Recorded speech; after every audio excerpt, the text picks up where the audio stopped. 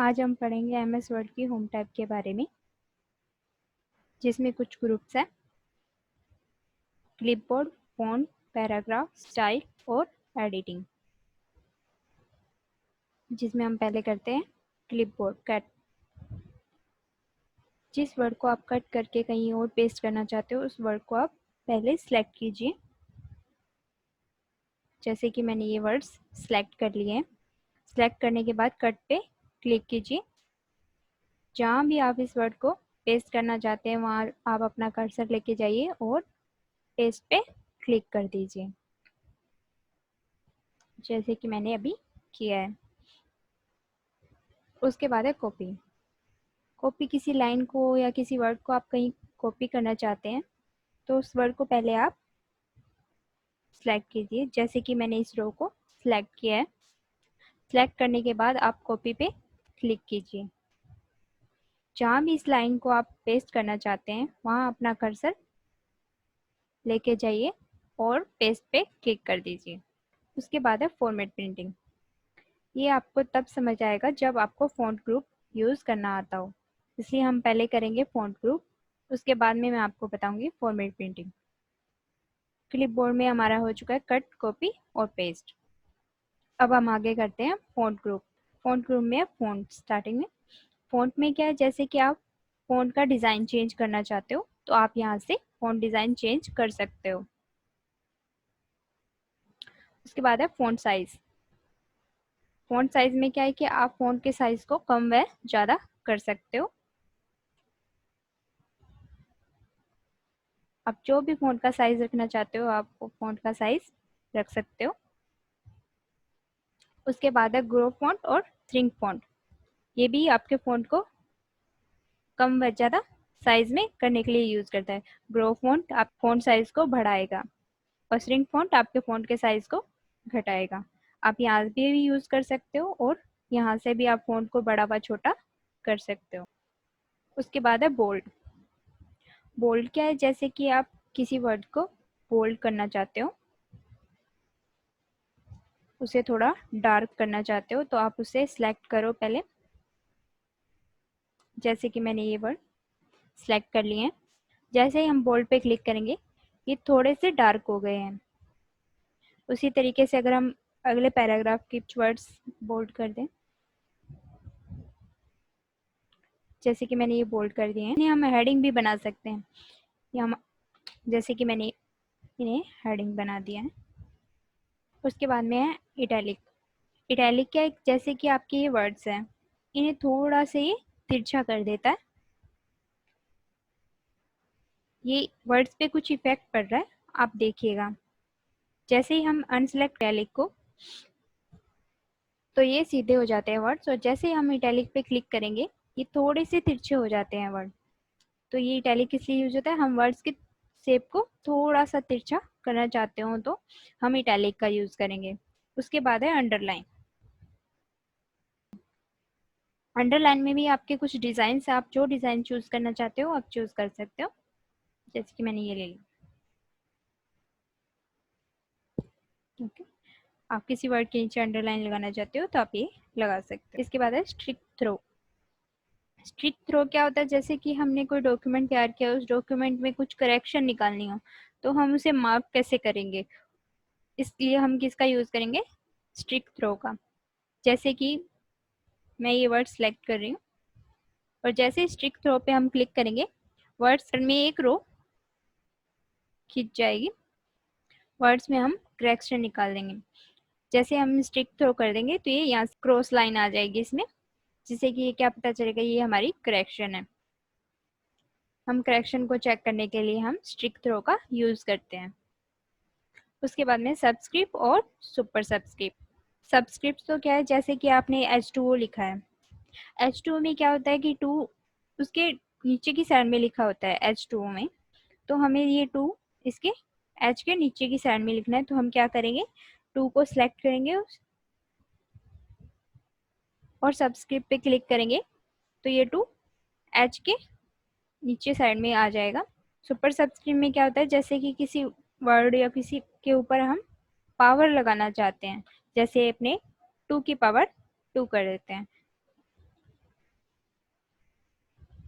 ये हुई 2 की पावर 2। इसका एक और एग्जाम्पल हम कर ले, जैसे हम 12th लिख रहे हैं। 12th, 12th में क्या होता है, ये टी एच जो होता है ये 12 के पावर में होता है। तो हम इसे पावर में कैसे लिखेंगे, सुपर सब्सक्रिप्ट का यूज करके हम इसे पावर में लगा देंगे। पहले हम टी एच को सिलेक्ट करेंगे और सुपर सब्सक्रिप्ट पे जाके क्लिक कर देंगे, तो ये क्या होगा, 12 के पावर में टी एच लग जाएगा।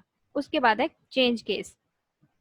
चेंज केस का यूज हम कैसे करते हैं, जैसे कि आपने कुछ डॉक्यूमेंट तैयार किया है, आपने कोई पैराग्राफ लिखा था, आपको वो कैपिटल में लिखना था पर आपने पूरा को पूरा स्मॉल में लिख दिया है, तो आप उसमें आपको घबराने की ज़रूरत नहीं है। आप चेंज केस से डायरेक्ट ही उसे अपर केस कर सकते हो।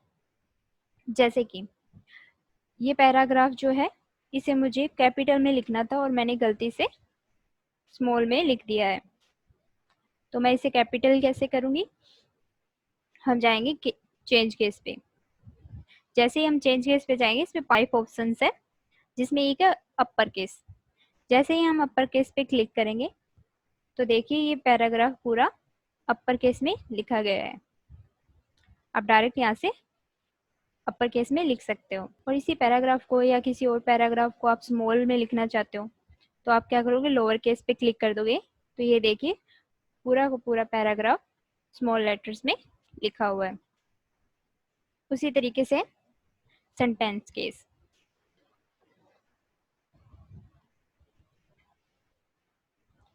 इसमें क्या होता है, जैसे कि हमारा सेंटेंस है, सेंटेंस का पहले वर्ड का पहला लेटर तो कैपिटल है और बाकी सब स्मॉल है। जैसे कि ये सेंटेंस यहाँ खत्म हो गया है, दूसरा सेंटेंस यहाँ स्टार्ट होता है, तो ये देखिए सेंटेंस का पहला वर्ड, पहले वर्ड का पहला लेटर कैपिटल है और बाकी सब स्मॉल है। ये क्या होता है, सेंटेंस केस। के बाद है कैपिटलाइज ईच वर्ड। इससे क्या होगा, जैसे कि आपके पैराग्राफ में जितने भी वर्ड्स लिखे हुए हैं उसके वर्ड का पहला जो लेटर होगा वो तो कैपिटल और सारी लेटर स्मॉल में होंगे। जैसे कि ये देखिए ऑफ का हो गया, सेलेक्ट का हो गया, ओके। उसके बाद है टोंगल केस। टोंगल केस में क्या होगा, जैसे हम टोंगल केस पे क्लिक करेंगे तो हमारे सेंटेंस का, हमारे पैराग्राफ या सेंटेंस का जितने भी वर्ड्स होंगे उनका पहला लेटर तो स्मॉल हो जाएगा और बाकी सब कैपिटल हो जाएंगे। ये वैसे हमारे यूजलेस है, इसका हम कहीं भी यूज नहीं करते हैं। उसके बाद है टेक्स्ट हाइलाइटर। टेक्स्ट हाइलाइटर क्या कि आप हम किसी टेक्स्ट को हाईलाइट करना चाहते हैं तो हम इसका यूज करेंगे। जैसे कि मैं कलर पेज को हाईलाइट करना चाहती हूँ तो हम इस वर्ड को सिलेक्ट करेंगे और हाईलाइट पे जाएंगे और कोई भी कलर चूज कर सकते हैं। हमें जो कलर अच्छा लगता हो हम इसे यूज कर सकते हैं, या हम डिफरेंट डिफरेंट टाइप के कुछ वर्ड्स है जिन्हें हम अलग अलग तरीके से शो करना चाहते हैं तो हम अलग अलग कलर भी यूज कर सकते हैं। जैसे कि मैं ये कर लेती हूँ, जैसे कि मैंने पहले येलो यूज किया तो अब मैंने ग्रीन यूज कर लिया। आप इस तरीके से भी यूज कर सकते हो। उसके बाद है फॉन्ट कलर।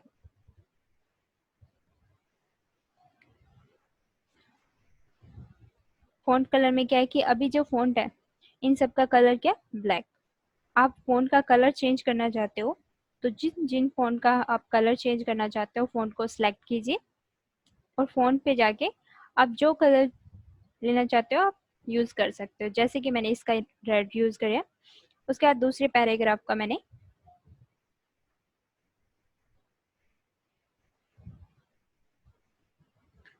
पर्पल कर दिया है। इसी तरीके से आप कोई भी फॉन्ट का कलर लगा सकते हो। उसके बाद फॉन्ट ग्रुप में एक ऑप्शन रहता है क्लियर फॉर्मेटिंग।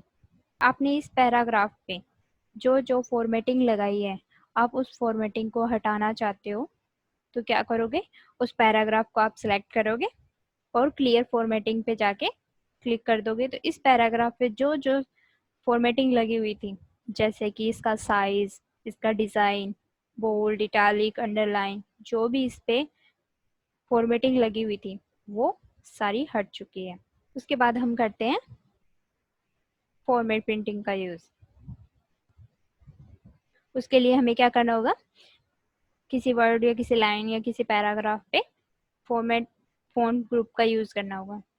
तो जैसे कि मैं इस पैराग्राफ को बोल्ड भी कर देती हूँ, इटैलिक भी कर देती हूँ और अंडरलाइन भी लगा देती हूँ, और फॉन्ट कलर भी हम चेंज कर देते हैं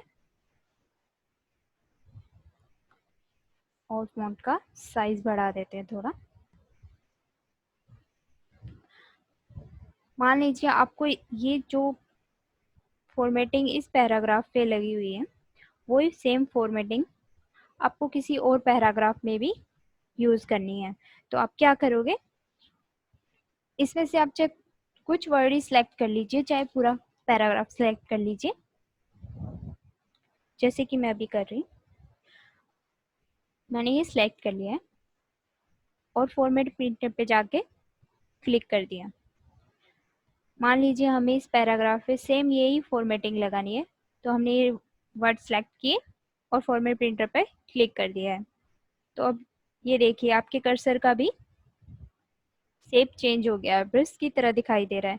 आपको जिस पैराग्राफ पे ये फॉर्मेटिंग लगानी है उस पैराग्राफ को सिलेक्ट कर लीजिए और सिलेक्ट करके छोड़ दीजिए। ये देखिए जो जो फॉर्मेटिंग इस पैराग्राफ पे लगी हुई थी वही वही सेम फॉर्मेटिंग इस पैराग्राफ पे भी लग गई है। मतलब क्या है कि फॉर्मेटिंग का यूज़ क्या कहाँ करते हैं कि हमें कोई वर्ड या कोई पैराग्राफ को जो पहले कोई फॉर्मेट लगाए हुए हैं सेम वैसे ही और कोई पैराग्राफ या कोई लाइन पे लगानी है तो हम फॉर्मेट प्रिंटिंग का यूज़ करेंगे। उसके बाद हम आ जाते हैं पैराग्राफ ग्रुप पे, सेंटर। जैसे कि हमने ये हेडिंग बना रखी है, इस हेडिंग को हम सेंटर में लिखना चाहते हैं। तो हम क्या करेंगे, ये है क्या सेंटर, कि हम टेक्स्ट को सेंटर में लिखना चाहते हैं। सेंटर पे क्लिक करेंगे तो हमारा टेक्स्ट क्या सेंटर में आ जाएगा, पेज के एकदम सेंटर में। हम राइट में लिखना चाहते हैं तो राइट अलाइज टेक्स्ट राइट करेंगे तो ये राइट में लिखा जाएगा, और लेफ्ट तो लेफ्ट। मतलब क्या है कि इन तीनों का यूज़ लेफ्ट, सेंटर और राइट, आप किसी वर्ड या किसी हेडिंग को या किसी पैराग्राफ को इस तरीके से लिखना चाहते हैं। जैसे कि ये हेडिंग है हमारी और इस हेडिंग को मैं सेंटर में लिखना चाहती हूँ, तो क्या करेंगे, सेंटर पे क्लिक कर देंगे तो ये हेडिंग कहाँ है, सेंटर में। और अगर राइट में लिखना चाहते हैं तो राइट में भी कर सकते हैं, और लेफ्ट में तो लेफ्ट में भी कर सकते हैं। उसके बाद में है जस्टिफाई। जस्टिफाई का यूज़ क्या है, जैसे कि अभी ये पैराग्राफ है, पैराग्राफ में देखिए लेफ्ट साइड में तो ये जो लाइंस है बराबर है, और जो राइट साइड में है ये आगे पीछे की तरफ लाइन है। तो अगर हम इन लाइनों को बराबर करना चाहते हैं तो हम क्या करेंगे, पहले पैराग्राफ को सिलेक्ट करेंगे और जस्टिफाई पे क्लिक कर दें। देखिए पहले ये लाइंस आगे पीछे थी, और जैसे ही हमने जस्टिफाई कर दिया है तो ये इक्वल हो गई है, बराबर हो गई है। तो हम जस्टिफाई का यूज़ इसलिए करते हैं ताकि वर्ड्स लाइंस बराबर हो। लाइन स्पेसिंग, इससे क्या है कि जो लाइन के बीच का जो स्पेस है इसे आप कम व ज़्यादा कर सकते हैं। जैसे कि अभी देखिए अभी तो है 1.15, आप बढ़ाना चाहते हो तो बढ़ा सकते हो, जैसे कि मैंने 2 पॉइंट कर दिया है। ये देखिए लाइन का स्पेस बढ़ गया है। और बढ़ाना चाहते हो तो और भी बढ़ा सकते हो, और कम करना चाहते हो तो कम भी कर सकते हो।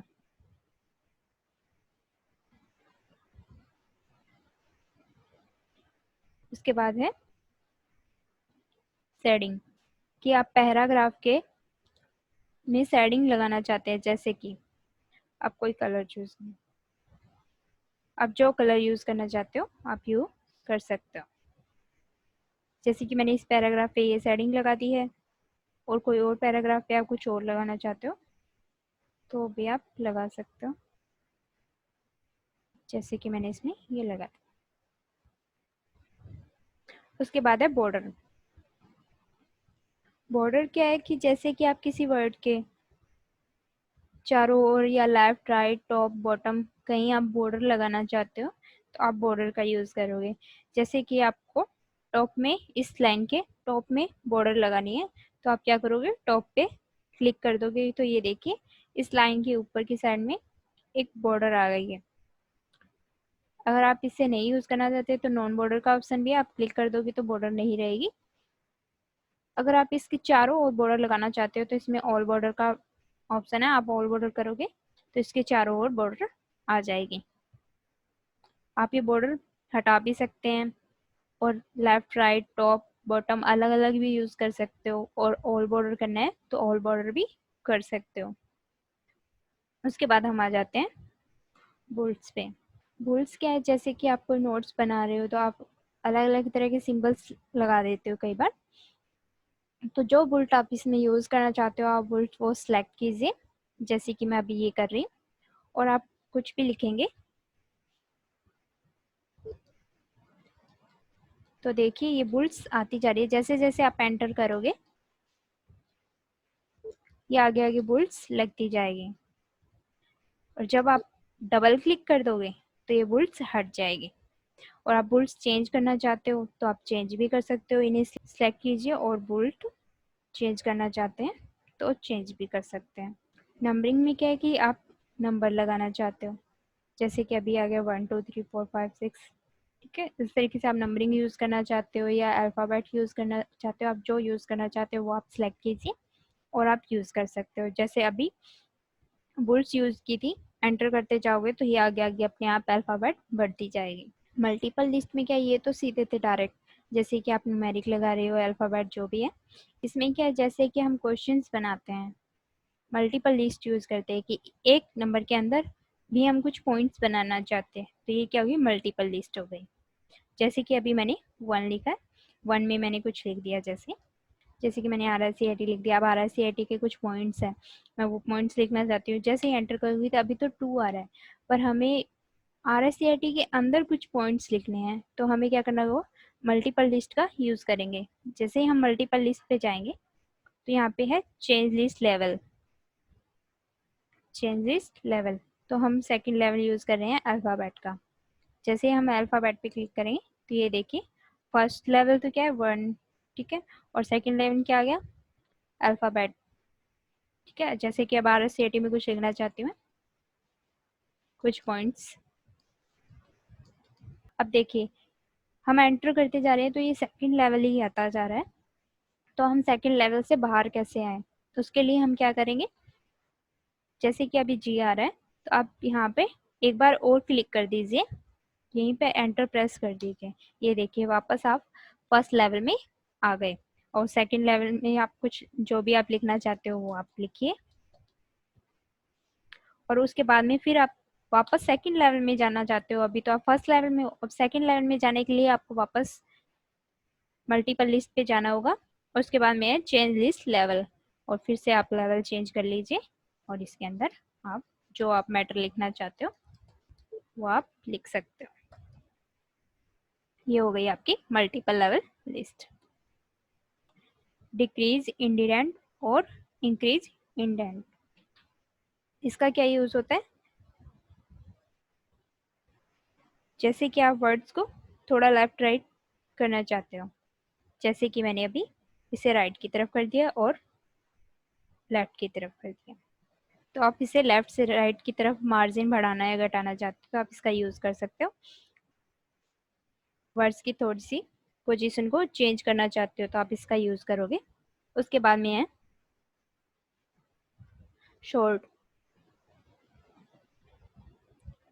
शॉर्ट का क्या यूज है, जैसे कि आप कोई लिस्ट तैयार कर रहे हो और उसे आपको अल्फाबेट अकॉर्डिंग सेट करना है, जैसे कि अभी मैं कुछ लिख देती हूँ,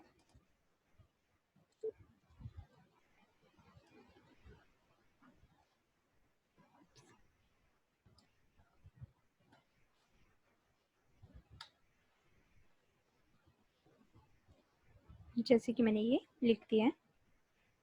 इस लिस्ट को हम अल्फाबेट अकॉर्डिंग सेट करना चाहते हैं, तो हम इस लिस्ट को पहले सिलेक्ट करेंगे और शॉर्ट पे क्लिक करेंगे। जैसे ही हम शॉर्ट पे क्लिक करेंगे तो एक डायलॉग बॉक्स ओपन होगा। इसके अंदर क्या है कि यहाँ पे टेक्स्ट लिखा हुआ है, यहाँ पे अपने का असेंडिंग या डिसेंडिंग। आप A to Z लिस्ट को सेट करना चाहते हो या Z to A सेट करना चाहते हो, तो उसके लिए हम ये असेंडिंग या डिसेंडिंग सिलेक्ट करेंगे। हमें क्या करना है, A to Z लिस्ट को सेट करना है, तो उसके लिए हम क्या करेंगे, असेंडिंग सेलेक्ट करेंगे और ओके पे क्लिक कर देंगे। जैसे ही हम ओके पे क्लिक करेंगे तो ये देखिए ये A to Z सेट हो गई है लिस्ट। उसके बाद में दोबारा आप देख लीजिए डिसेंडिंग। डिसेंडिंग पे जैसे ही आप क्लिक करोगे और ओके करोगे तो ये देखिए Z to A list set हो गई है। उसके बाद आइए शो हाइड। शो हाइड का क्या मतलब है कि जैसे कि जहां जहां आपने एंटर किया ये एंटर को शो करता है। ये हमारे लिए यूजलेस है क्योंकि हम कभी ये नहीं देखते हैं कि कहाँ कहाँ हमने एंटर प्रेस किया है, तो ये हमारे लिए क्या है, यूजलेस है। इसे अनसेलेक्ट कर दीजिए तो ये हट जाएगा। ओके, ये हो गया हमारा पैराग्राफ ग्रुप। उसके बाद है स्टाइल। स्टाइल्स में क्या है कि आपके फ़ॉन्ट डिज़ाइन ही हैं। जैसे कि आपने ये हेडिंग सेलेक्ट कर ली है और इसमें से कोई भी आप डिज़ाइन लगाना चाहते हो तो आप उस पर क्लिक कर दीजिए। देखिए आप जैसे जैसे मैं इन पे जा रही हूँ ये हेडिंग का डिज़ाइन चेंज हो रहा है।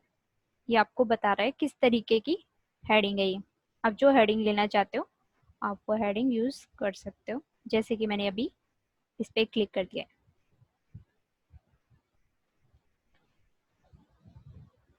अभी इस हेडिंग का आप कलर चेंज करना चाहते हो तो ये है चेंज स्टाइल। चेंज स्टाइल पे जैसे जाओगे तो इसमें है कलर। आप कलर चेंज कर रहे हैं, जैसे कि अभी मैंने फ़ॉन्ट का कलर चेंज कर दिया है। आप फ़ॉन्ट का डिज़ाइन भी चेंज कर सकते हो, फ़ॉन्ट स्टाइल, कि फ़ॉन्ट को लिखने का क्या तरीका रहेगा। ये क्या हो गया, स्टाइल। स्टाइल ग्रुप में बस इतना ही है कि आप कोई हेडिंग या कोई पैराग्राफ में ये स्टाइल सप्लाई करना चाहते हो तो आप स्टाइल का यूज़ करेंगे। और इसके अंदर ये चेंज स्टाइल में क्या है कि आप फ़ॉन्ट स्टाइल चेंज कर सकते हो और इसमें कलर भी चेंज कर सकते हो। उसके बाद में है एडिटिंग। फर्स्ट है आपका फाइंड। जैसे ही आप फाइंड पे क्लिक करेंगे तो एक डायलॉग बॉक्स ओपन होगा। फाइंड का मीन्स क्या है, जैसे कि आप कोई वर्ड, आपके पूरे डॉक्यूमेंट में से कोई वर्ड आप ढूंढना चाहते हो, सर्च करना चाहते हो, तो आप क्या करोगे, फाइंड पे क्लिक करोगे तो ये देखिए आपका यहाँ पे सिंबल भी बना हुआ है, ठीक है, कि हम किसी चीज़ को खोज रहे हैं। तो हमें जो फाइंड करना है, क्या लिखा हुआ है इसने, फाइंड वर्ड, मतलब आपको जो फाइंड करना है वो आप यहाँ पे लिख दीजिए। जैसे कि मैं अभी लिख देती हूँ यहाँ पे टेक्स्ट। टेक्स्ट, हमें क्या करना है, फाइंड टेक्स्ट, कि इस पैराग्राफ, इस डॉक्यूमेंट के अंदर जहाँ जहाँ टेक्स्ट लिखा हुआ है वो हमें फाइंड हो जाए, हम उसे देख सकें, कहाँ कहाँ लिखा हुआ है शो हो जाए। तो उसके लिए हम क्या करेंगे, टेक्स्ट लिखा, हम फाइंड नेक्स्ट करेंगे तो जैसे जैसे जहाँ जहाँ लिखा हुआ है टेक्स्ट तो वहाँ वहाँ ये नेक्स्ट नेक्स्ट होकर जाता रहेगा, हमें दिखाता रहेगा कि यहाँ यहाँ लिखा हुआ है। फाइंड इन करोगे तो आप फाइंड इन क्लिक करते ही जहाँ जहाँ हमारे टेक्स्ट लिखे हुए हैं वो हाईलाइट हो जाएंगे। हाइलाइटर में क्या है कि जहाँ जहाँ आपका टेक्स्ट लिखा हुआ है वो वहाँ हाईलाइट हो जाएंगे, कि हमारे ये डायलॉग बॉक्स हट जाए और उसके बाद में भी हमें ये दिखता रहेगा कि कहाँ कहाँ टेक्स्ट लिखा हुआ है वो पैराग्राफ में हाईलाइट हो जाएगा। तो हम क्या करेंगे, हाईलाइट पे क्लिक कर देते हैं, ऑल हाईलाइट। इसमें क्या है, ये पूछ रहा है कि जैसे हमारा टेक्स्ट है, टेक्स्ट कहाँ कहाँ लिखा हुआ है। ज़रूरी तो नहीं है कि इस डॉक्यूमेंट में टेक्स्ट एक ही जगह लिखा हो सकता है टेक्स्ट काफ़ी जगह पे लिखा हो, ठीक है। तो हम ऑल सेलेक्ट कर देते हैं, ऑल हाईलाइट कर देते हैं, तो इससे क्या होगा, जहाँ जहाँ भी टेक्स्ट लिखा हुआ है वो वहाँ पे हाईलाइट हो जाएंगे। अब मैं क्लिक कर देती हूँ, ये देखिए, अब हम इस डायलॉग बॉक्स को क्लोज कर देते हैं। ये देखिए इस पैराग्राफ में 4 बार टेक्स्ट लिखा हुआ है, तो ये हमारे हाईलाइट हो चुका है। जहाँ जहाँ भी हमने टेक्स्ट लिखा हुआ था ये क्या है, हाईलाइट हो चुका है। उसके बाद में रिप्लेस। रिप्लेस क्या है, जैसे कि आपने कुछ वर्ड लिख रखा है पूरे डॉक्यूमेंट में, कहीं भी हो चाहे वो वर्ड, आपको पहले फाइंड करना होगा उस वर्ड को। तो आप उस वर्ड की जगह पर कुछ और लिखना चाहते हैं। मान लीजिए आपने उस डॉक्यूमेंट के अंदर वो वर्ड काफ़ी बार यूज़ किया है, ठीक है, जैसे कि अभी हमारा टेक्स्ट है 4 बार यूज़ है। आप बार बार हर टेक्स्ट को वहाँ जाके चेंज करोगे, इससे अच्छा एक इसमें है ऑप्शन रिप्लेस। रिप्लेस में क्या है कि आप उस वर्ड को सिंपली चेंज कर सकते हो। तो हम क्या करेंगे, पहले तो उस वर्ड को फाइंड करेंगे, जैसे कि हमने फाइंड कर लिया है टेक्स्ट। एक बार हमने ये फाइंड कर रखा है तो मैं ये यूज़ कर रही हूँ। तो टेक्स्ट, उसके बाद में क्या है, रिप्लेस। रिप्लेस में हमें क्या लिखना है, रिप्लेस विथ, मतलब कि टेक्स्ट की जगह पर आप क्या लिखना चाहते हो, क्या चेंज करना चाहते हो। तो हम एक बार लिख देते हैं, यहाँ पे टेस्ट लिख देते हैं। टेस्ट, कि हमें टेक्स्ट लिखना था और हमने टेक्स्ट लिख दिया, तो हम इसे चेंज करना चाहते हैं। तो मैंने टेक्स्ट की जगह क्या लिख दिया, टेस्ट। रिप्लेस ऑल, रिप्लेस करेंगे तो ये एक एक करके, रिप्लेस नेक्स्ट, नेक्स्ट करेंगे तो एक एक होगा। रिप्लेस ऑल मतलब ये सारे जितने भी टेक्स्ट, जहाँ जहाँ टेक्स्ट लिखा हुआ है वहाँ वहाँ क्या हो जाएगा, टेस्ट हो जाएगा। हम रिप्लेस ऑल कर देते हैं। ओके, अब हम इस डायलॉग बॉक्स को एक बार हटा देते हैं। अब आपको दिखाते हैं, ये देखिए जहाँ जहाँ टेक्स्ट था वहाँ पे क्या हो गया है, टेस्ट। अब आप फाइंड भी करके देखोगे ना, पहले मैंने यहाँ पे क्या फाइंड किया हुआ था, टेक्स्ट। अब यहाँ पे क्या आ रहा है, टेस्ट, क्योंकि हमने टेक्स्ट था वहाँ पे अपने उन्होंने क्या कर दिया है, टेस्ट। तो अब टेस्ट फाइंड करके देखते हैं। ये देखिए जहाँ जहाँ टेक्स्ट था वहाँ वहाँ क्या हो गया है, टेस्ट। ये होता है फाइंड और रिप्लेस। उसके बाद में गो टू। गो टू क्या है कि अपने डॉक्यूमेंट के काफ़ी सारे पेजेस हैं। मान लीजिए आपके डॉक्यूमेंट में कम से कम 15-20 पेज है और आपको 10 नंबर पेज पे जाना है, तो आप क्या करोगे, गो टू का यूज़ कर सकते हो। गो टू में आप पेज सेलेक्ट करोगे और यहाँ पे पेज नंबर डाल दोगे। पेज नंबर डाल दोगे, जैसे कि अभी मेरे पास सिर्फ 2 पेज है तो मैं 2 नंबर पेज डाल देती हूँ। तो गो टू करूँगी तो ये देखिए कर्सर 2 नंबर पेज पे आ चुका है। वैसे ही अगर आपको 10 नंबर पेज पे जाना है तो आप जा सकते हो। उसके बाद में सिलेक्ट। सिलेक्ट क्या है, जैसे हम कोई वर्ड सिलेक्ट करना चाहते हैं, कोई पैराग्राफ सेलेक्ट करना चाहते हैं तो इसका यूज है। इसमें है सिलेक्ट ऑल, ठीक है। सिलेक्ट ऑल पे क्लिक करोगे तो ये सारी की सारी डॉक्यूमेंट सिलेक्ट हो जाएगा। इसके साथ ही हमारा कंप्लीट होता है MS वर्ड की होम टैब। Thank you.